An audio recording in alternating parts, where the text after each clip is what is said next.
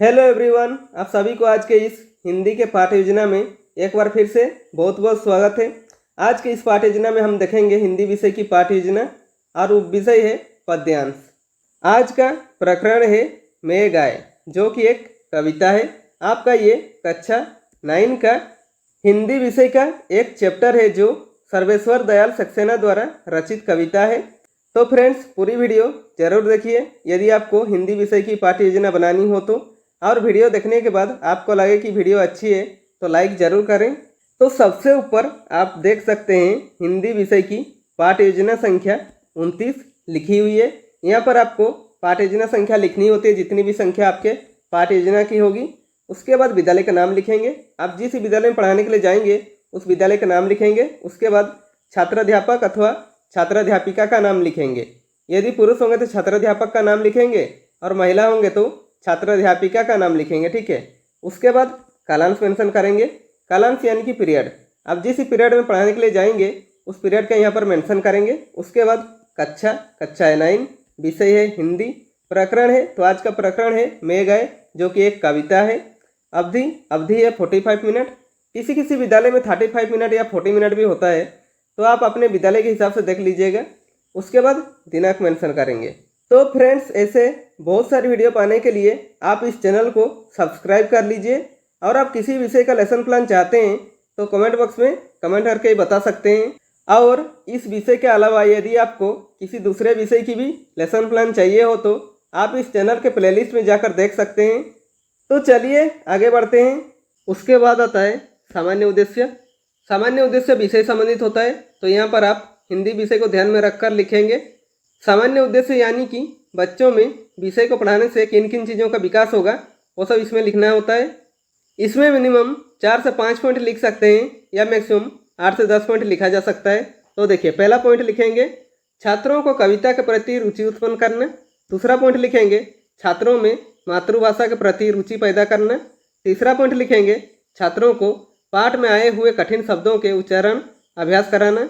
और चौथा पॉइंट लिखेंगे छात्रों को कविता के कवि सर्वेश्वर दयाल सक्सेना जी का सामान्य जानकारी देना।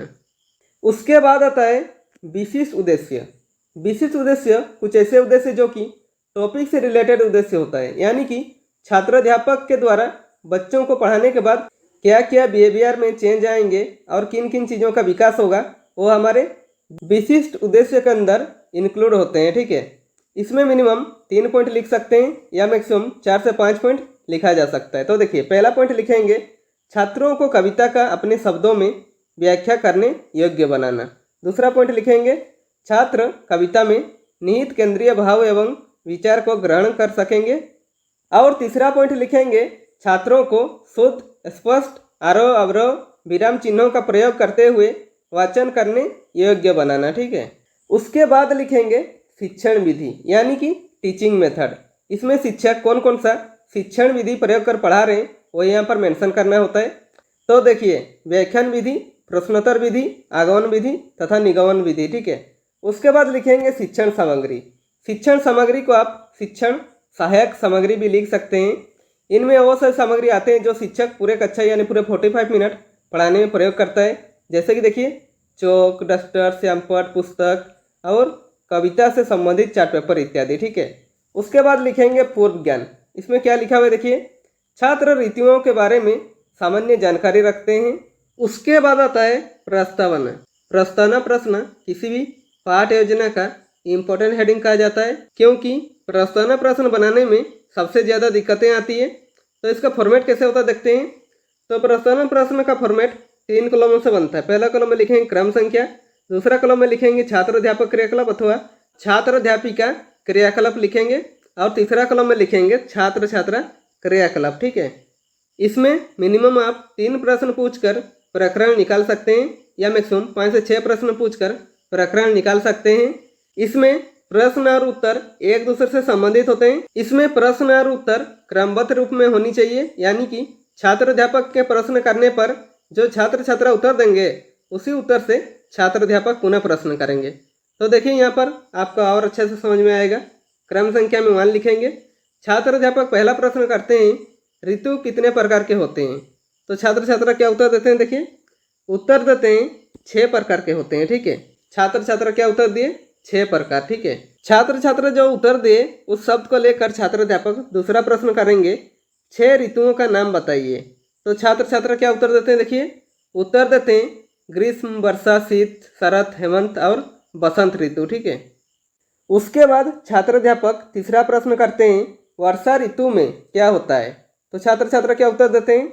उत्तर देते हैं वर्षा होती है। ठीक है, उसका चौथा प्रश्न करते हैं छात्र अध्यापक, वर्षा ऋतु होने से पहले क्या होता है?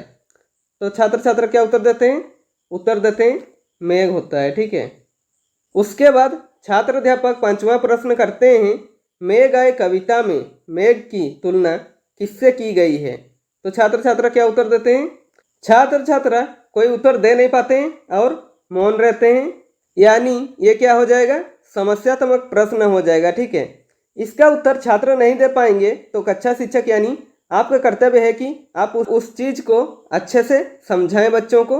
इसके बाद तुरंत ही आप पाठ की घोषणा करेंगे और कहेंगे, बच्चों आज हम लोग कवि सर्वेश्वर दयाल सक्सेना की कविता मेघ आए पढ़ेंगे। ठीक है, उसके बाद आता है प्रस्तुतिकरण।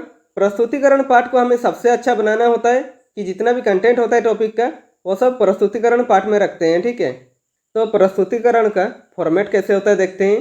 प्रस्तुतिकरण का फॉर्मेट 4 कॉलमों से बनता है। तो पहला कॉलम में लिखेंगे शिक्षण बिंदु यानी कि टीचिंग पॉइंट, इसमें हम कौन कौन सा पॉइंट कवर करेंगे वो सब लिखेंगे।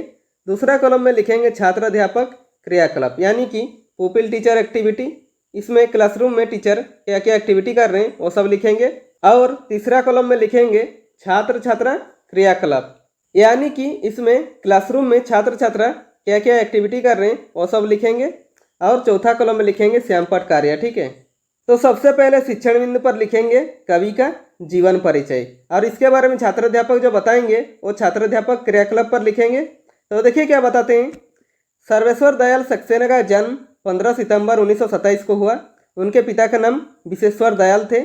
उनका शिक्षा भी बस्ती जिला के उत्तर प्रदेश में ही हुआ। वह बचपन से ही विद्रोही प्रकृति के थे।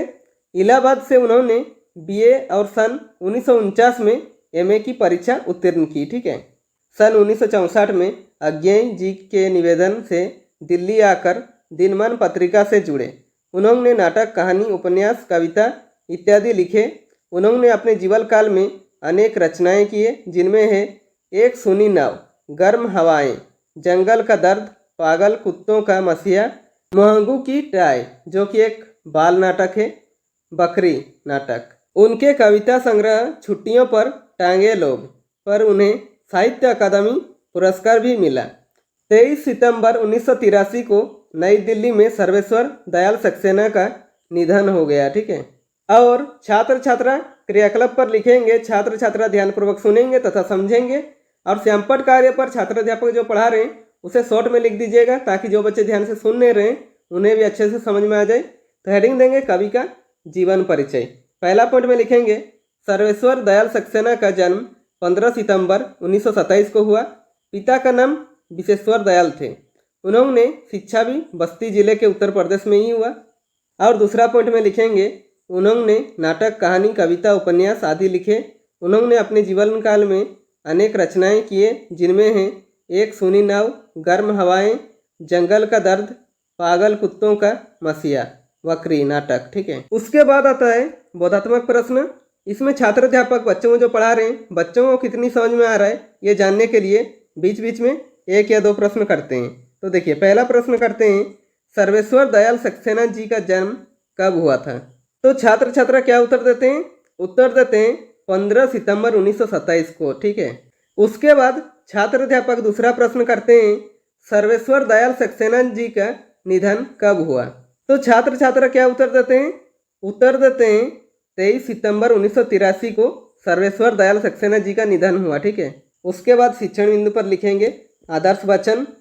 इसमें छात्र अध्यापक पहला जो पंक्ति है मेघ आए कविता का वो सुनाएंगे। तो देखिए क्या सुनाते हैं, मेघ आए बड़े बन ठन के संवर के, आगे आगे नचती नचती बयर चली, दरवाजे खिड़कियां खुलने लगी गली गली, पाहुन जियों आए हो गांव में शहर के, मेघ आए बड़े बन ठन के संवर के। ठीक है, उसके बाद शिक्षण बिंदु पर लिखेंगे अनुकरण वाचन। अनुकरण वाचन यानी कि उस पंक्ति को छात्रों के साथ दोहराना ताकि छात्रों को भी पढ़ने में रुचि आए। तो देखिए उस पंक्ति को दोहराएंगे, मैं गाए ...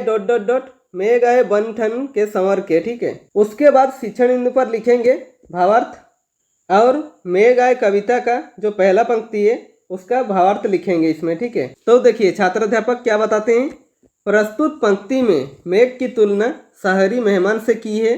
ग्रामीण संस्कृति में दामाद के आने पर जो हंसी खुशी का माहौल आता है उसी को मेघ रूपी शहरी मेहमान आने को दर्शाया गया है।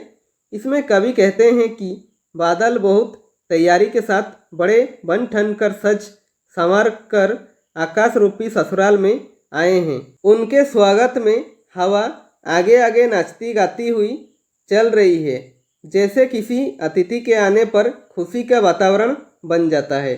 उसी प्रकार मेघ रूपी मेहमान के आने पर सभी लोग खुश होकर अपने दरवाजे और खिड़कियां खोल खोल कर देख रहे हैं। कवि कहते हैं ये जो बादल रूपी मेहमान आए हैं वे कोई साधारण मेहमान नहीं है, बल्कि दूर रहने वाले दामाद की तरह बहुत दिनों के बाद आए हैं। शहरी मेहमान के समान सज संवर कर आए हुए बादल बहुत ही सुंदर और सुखद प्रतीत हो रहे हैं। और छात्र छात्रा क्रियाकलाप पर लिखेंगे, छात्र छात्रा ध्यानपूर्वक सुनेंगे तथा समझेंगे। और श्यामपट कार्य पर मैं गाए कविता का जो पहला पंक्ति पढ़ा रहे हैं उसका शब्दार्थ लिखेंगे। ठीक है। तो हेडिंग देंगे मैं गाए कविता का शब्दार्थ। पहला लिखेंगे मेघ यानी कि बादल। अश्रु का शब्दार्थ होता है आंसू। तीसरा है पाहुन। पाहुन का अर्थ क्या होता है, दामाद। ठीक है। उसके बाद आता है बोधात्मक प्रश्न। इसमें छात्र अध्यापक बच्चों जो पढ़ा रहे हैं बच्चों को कितनी अच्छी तरह से समझ में आ रहा है ये जानने के लिए बीच बीच में एक या दो प्रश्न करते हैं। तो देखिए पहला प्रश्न करते हैं, कविता में मेघ का आगमन किस रूप में हुआ? तो छात्र छात्रा क्या उत्तर देते हैं, देखिए उत्तर देते हैं मेहमान के रूप में हुआ। ठीक है। उसके बाद छात्र अध्यापक दूसरा प्रश्न करते हैं, गली गली में खिड़कियां दरवाजे क्यों खुलने लगे? तो छात्र छात्रा क्या उत्तर देते हैं, देखिए उत्तर देते हैं बादल को देखने के लिए खिड़की दरवाजा खोलने लगे। ठीक है। तो फ्रेंड्स यहाँ पर हमारा प्रस्तुतिकरण समाप्त होता है। इसके आगे यदि आप दूसरा पंक्ति पढ़ाना चाहते हैं तो दूसरा पंक्ति के लिए भी ऐसे ही आदर्श वचन लिखेंगे, अनुकरण वाचन तथा भावार्थ भी लिखेंगे। ठीक है। जितना भी इस चैप्टर में बढ़ाना चाहते हैं बढ़ा सकते हैं। उसके बाद प्रस्तुतिकरण को समाप्त करेंगे। ठीक है। उसके बाद आता है मूल्यांकन। मूल्यांकन शिक्षक केंद्रित होता है, यानी कि शिक्षक अपना तथा छात्रों का भी साथ में मूल्यांकन करते हैं कि जो उन्होंने 45 मिनट का क्लास लिया बच्चों को कितनी अच्छी तरह से समझ में आया ये जानने के लिए इसमें मिनिमम 1 या 2 प्रश्न करते हैं या मैक्सिमम 3 से 4 प्रश्न कर सकते हैं। तो देखिए पहला प्रश्न करते हैं, मैं गाए कविता के कवि का क्या नाम है? दूसरा प्रश्न करते हैं, कवि सर्वेश्वर दयाल सक्सेना का जन्म कहाँ हुआ था? और तीसरा प्रश्न करते हैं, मेघों के लिए बन ठन के संवर के आने की बात क्यों कही गई है? उसके बाद आता है गृह कार्य। गृह कार्य पे ऐसे प्रश्न बनाइए कि बच्चों को घर पे जाकर वो चैप्टर रिवाइज करने का मौका मिले और आप उन्हें अच्छे से चेक भी कर सके। इसमें भी मिनिमम 1 या 2 प्रश्न करेंगे या मैक्सिमम 3 से 4 प्रश्न कर सकते हैं। तो देखिए पहला प्रश्न करते हैं, कवि मेघ को कविता में किस प्रकार दर्शाया है? दूसरा प्रश्न करेंगे, बादलों के आने पर प्रकृति में जिन गतिशील क्रियाओं को कवि ने चित्रित किया है उन्हें लिखिए। तो फ्रेंड्स इसी के साथ हमारा आज का लेसन प्लान कंप्लीट होता है। यदि वीडियो पसंद आए तो लाइक कीजिए और यदि आप चैनल में नए हैं तो चैनल को सब्सक्राइब कर दीजिए और बेल आइकन को दबा दीजिए ताकि मेरे सारे वीडियो आप तक पहुंचते रहेगी। और हो सके कैसी लगी वीडियो कमेंट बॉक्स में कमेंट करके ही बता सकते हैं।